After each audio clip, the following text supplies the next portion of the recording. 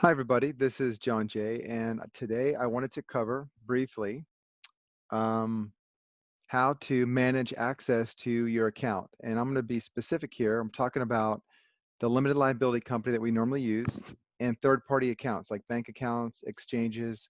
There are other considerations when you're dealing with property rights like real estate that are outside of a third-party exchange that you have control over, but they appear on the public records. But let's start with the basics here.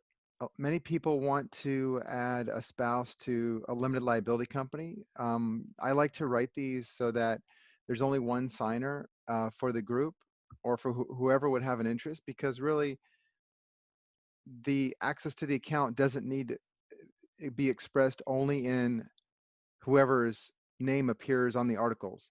And you do lose some privacy. Um, it's not a problem, but it's it's not necessary. So let's just look at a simple step here. So the first thing is you can use the account without change. For example, uh, let's say my wife is always using the account, and let's say it's a corporate account. It's for even for my business. Maybe I have a couple of partners, and my wife has no interest in the company, but she's signing on it. Nobody cares because there's no risk there. In some cases where it needs to be a stranger, that person can be bonded. We don't need to get into that subject, but basically, if she no longer could use the account, let's say she disappeared and I couldn't find her, right? If she was lost at sea or something, then I could simply go to a file, which I know where to go, and I could obtain her account credentials, and I can log into that account on the internet because mostly that's how she's going to use it anyways. I would have access to the debit card. I would know the PIN or that information. Maybe I don't know it. In some cases, you don't want to give out the information until it's needed. But either way, I can go get the access. We just have to know ahead of time how we're going to set that up. It's not complicated. Instead of my wife sitting here at the keyboard typing in information to access the account, it would be me.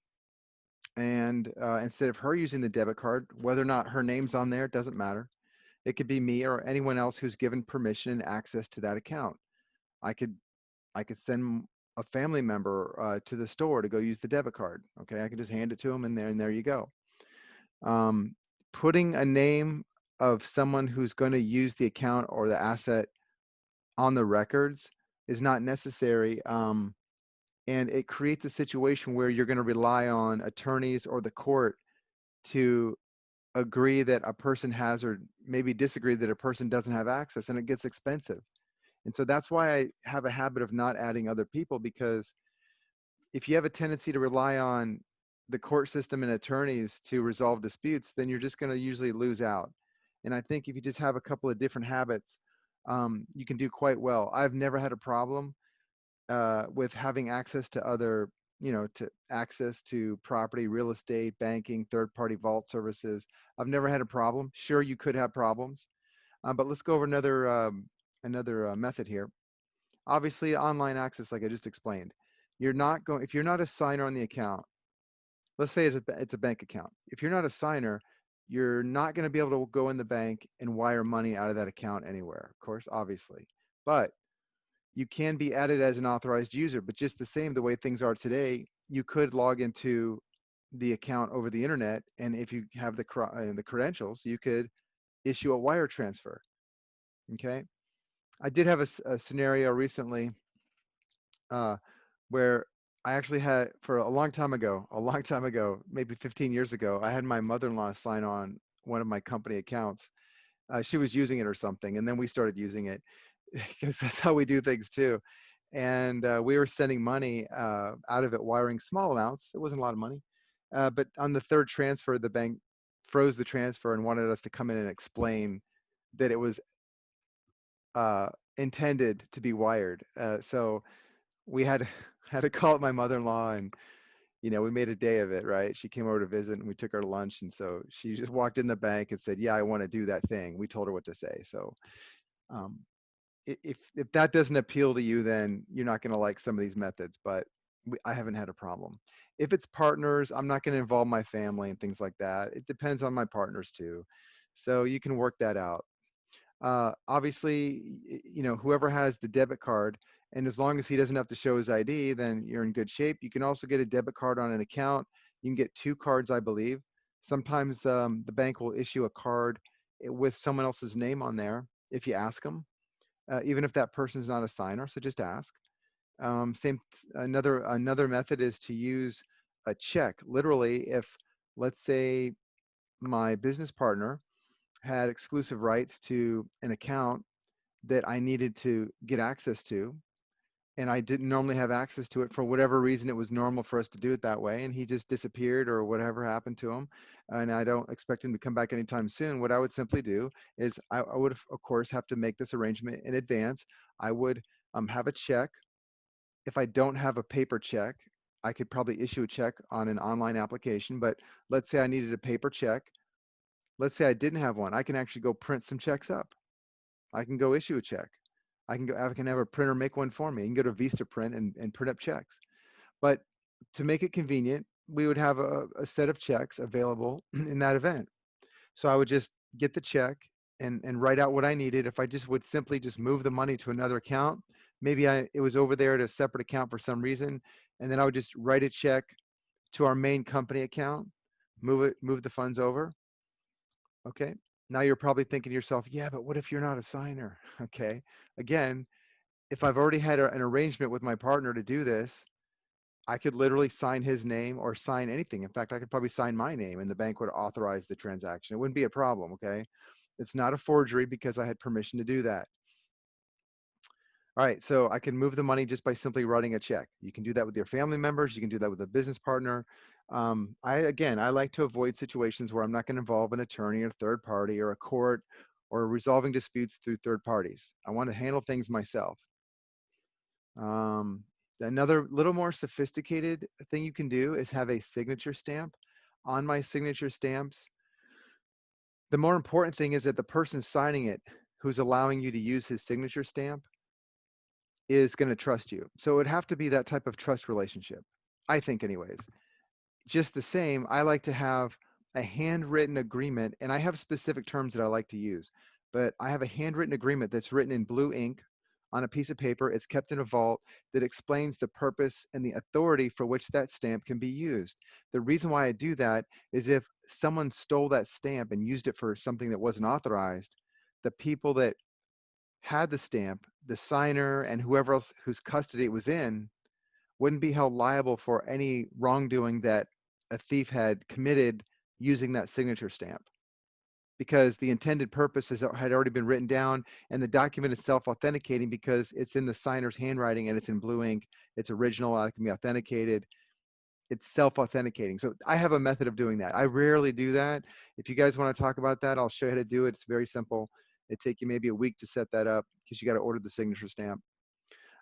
Same thing with property titles. I mean, you can have those signed ahead of time. You can have a quitclaim deed or a car transfer title. You can have that executed and kept in a vault somewhere. In fact, you can even keep it in a trust relationship with a third party, where under certain conditions, the document will be executed and filed or recorded, and the transaction, the conveyance will take place. That's a little more complicated, but there are many ways of doing this. Now, if you really just want to add a signer to the account, I know I'm telling you all this stuff and you're still going to say, I still want to add a signer. Fine. Go to your banking abstract documents. Now, there are other ways of doing this. I'm just saying from my example, how I set up clients, these are the tools I give you. Okay, so for the banking abstract documents, you're going to find in the 8 pages I believe we have now, one is called the banking resolution. This is a resolution of the people in the company, in the LLC, that have the authority to designate who's going to sign for the company. That means signing a car title, buying and selling a vehicle, vessel, opening a bank account, engaging in banking transactions, right? So let's say a partner in a business is a signer for the company, and there's 3 people in the company. And he just wants to, for convenience, wants to add another partner. Well, all you do is go to the bank abstract documents that I've given you and copy the page. You literally open the document on the computer and you copy that page and paste it into another file, and you replace the name of the original signer with the new additional signer you want to add. You print that out, you sign it, and then you take that to the bank with all your KYC information, your ID, your documents, and whatever, and you just tell the bank you want to add an authorized user to the account or a new signer or however you want to do it. It could be authorized user, however you guys want to set that up. But that is literally what you need. You just need to show some document that's going to authorize you to be signing in behalf of the account holder, which is your LLC. Now, it's not so much that the bank needs to see that that person has permission. That is part of it. But really, once you've provided a document showing that you have permission, the bank is going to accept that at face value, because now the bank is not liable for whatever happens afterwards, because it has the right to rely upon your written authorization, presumably that was issued with the authority from your company, right? So you would think, gosh, it's so simple. I just write up a document and give it to the bank. Yeah, because now the bank is indemnified for anything that's wacky that's not supposed to happen on that account. You've already expressed the authority was given, so it's on you now. Okay, it's pretty simple. All right, here's another way. These are getting a bit more sophisticated. We're going to end here with the PMA. I know everybody wants to talk about that. I'm going to talk a little bit about taking profits too, but we're going to do some more videos as well on the profits. But you can use I'm going to call it a third-party black box. Now, there are many variations of this. I can literally take a black box, maybe it's a shoebox, maybe it's a vault. I don't like to use a vault because it's too conspicuous, right? People get curious. It's a vault, right? I'd rather use a shoebox or a box that can be sealed, and then it can be sealed with a plastic seal that is tamper-proof or tamper. It's called tamper-evident. Okay, there are those types of seals. So you seal a black box, and you could take it to a law firm. Now, I'm not saying I like to use law firms for two things: third-party custody of valuables, third-party custody of information, and attorney-client privileges. I don't like to use them as much as I can avoid it. Okay, so if I take my black box and I've sealed it, I document all that, and I deliver it to a law firm and I have a contract with the law firm. Now, not all will do this. The contract says basically, if certain conditions are met and a person shows up, or one of these two people appear or contact you and they ask you for this box and they give you this certain information, you are to give the box to them. That's it. They don't need to know what's in there. It could be an envelope too. And then in that box may be access to the combination to a safe, or there may be a key in there or something. You can use your imagination. This is another way to get access where, again, we're not trying to use the court system directly and put everything in writing. It doesn't always have to be in writing. It could just be an arrangement, okay? All right, let's see. All right, so let's talk about real quick, and I will go into some detail later, but let's talk about taking profits. Let's say I want to take some money out of my company, and I want to buy something for myself, but I don't want the tax liability. So I'm going to take out $50,000 and buy a car. I literally would go make sure my LLC has $50,000 in there. I don't care how it got there. Maybe I sold some coins, right? I would literally go to the dealer and do like I always do. Talk to the dealer, make my price, and then I would just tell the dealer one of two things. I could say, I have a lender, and here's the lender's name, and here's the lender's tax number and address. So I would go back to the bank once I get my price. I would get my certified fund check, or I would wire the money to the dealership. I'd come back there, sign the papers, and then what the dealer would do is write up the documents to show that my LLC, if I want to do it that way, is the lender. And whatever contract I work out, I just tell them what the terms of the loan are. I could just make those up on the fly. That's not complicated. He doesn't care if you're the owner of the company or you're signing for the company. He doesn't care about all that stuff. All he knows is he's going to sell a car. You've already told him who the lender is. It could be your Uncle Bob for all he cares. All right. So he's going to write up the documents and file it with the DMV. Presumably you're going to get the plate. He's going to get the plate all registered and things like that. He'll file the certificate of title with the lien holder on there. And then the company, the LLC, will receive the documents at the address you gave the dealer. So just make sure that the company can receive mail at the address you give the dealer. And that's it. Now the car is in your name. Insurance is all the same. It's easily done. And you have a lien on the car. It's a loan. So you would just keep a record that you're making those payments. The other one, of course, you can do it like this. You can go in there and say, I'm going to buy a car, I'm going to pay cash for it. And then when you take the title, just tell the dealer how you want the title to be written. So an easy way to do it is to make up the name of a trust and then end that name with the word trust. So it could be 52nd Avenue Trust. I just made that up. Okay. It could be Bill Smith Trust. You can do whatever you want.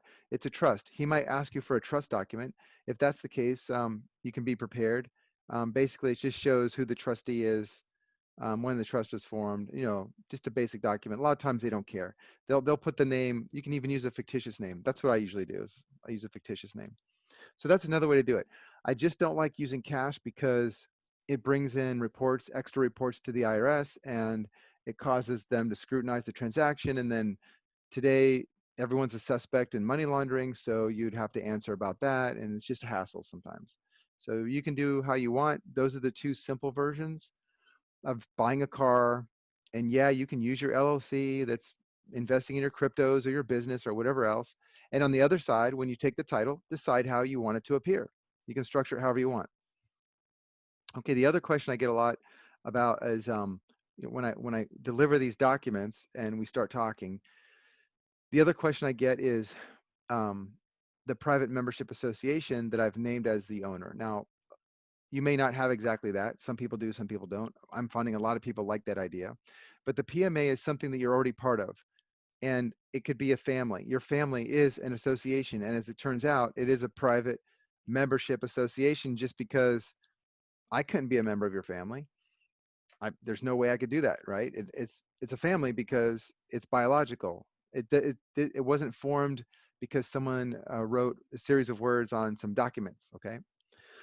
So the association exists because you have an association with other people under certain conditions. I just gave it a name. I can call it anything I want. I can call it John Smith if I want. So a lot of times I will name the PMA the client's name I'm working with, and I'll just put PMA after his name. So that designation changes the entity, okay? It changes the person. It's a completely different thing than just John Smith, all right? And so the example I give people is the PMA is your family, right? So then we could talk about, like, for example, one time I did one for recently, it was partners, and I just simply took the partnership agreement they already had. They were already working on through whatever they were doing. They already agreed on terms, and I said, okay, let's call that a PMA, and I just incorporate that into their company, and I didn't really change anything.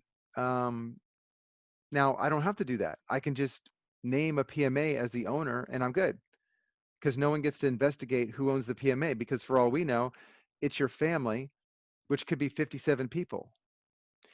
For all we know, your association that you're describing, that you're naming, could be everybody who's right-handed in your neighborhood. That could be 150 people, right? Who knows? So it's for you to decide, and you don't have to tell people because of the way we're using it. If you want to use this to actually get into contracts with third parties, then you're going to need to come up with some more documentation, because that's just how the world works, okay? Usually it's going to be like that. So here's what you do.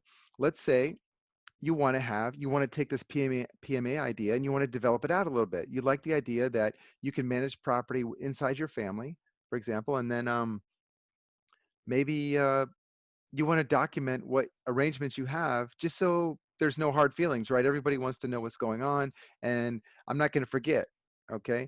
And maybe 2 of us are making these decisions, and then 15 of us are going to be affected by it. So let's write a set of terms or conditions or description as to what we want to happen with the property rights that the PMA owns. So that could be stock in your company, that could be shares in your LLC, because if the PMA owns your LLC, it owns all the value of the company, 100%, right? And so I can write up a series of articles as to how that works, how it would ever be dissolved or sold, or who has what rights, because maybe there's actually 3 interested people in that PMA.